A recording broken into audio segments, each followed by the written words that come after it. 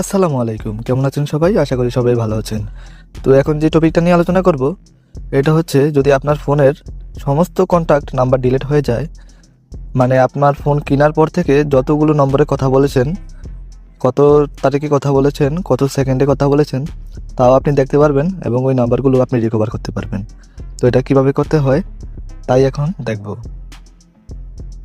প্রথমে আমি প্লে স্টোরে গিয়ে একটা অ্যাপ ডাউনলোড করে নিব। তো প্লে স্টোরে এই যে পিডিএফ লিখে সার্চ করলে এই অ্যাপসটা আসবে। তো এটা আমি ইনস্টল করবো প্রথমে। তো ইনস্টল করার জন্য কিছুটা সময় নেবে। তো ইনস্টল শেষ। তো আমি এখন ওপেন করে নিব। অ্যাপটা ওপেন করার পর প্রথমে পারমিশন চাইলে পারমিশন দিয়ে প্রসেসড, তারপর কন্টিনিউ, তারপর যেহেতু আমি এখন কল লগ বের করব, তাই আমি উপরে জেনারেল কল লগে ক্লিক করব। তো এখানে দেখাচ্ছে আপনি কত দিনের, মানে কত তারিখ থেকে কত তারিখ পর্যন্ত কল লিস্ট বের করতে চান, বা only miss call, only dial call বা অনলি রিসিভ কলও বের করতে পারবেন।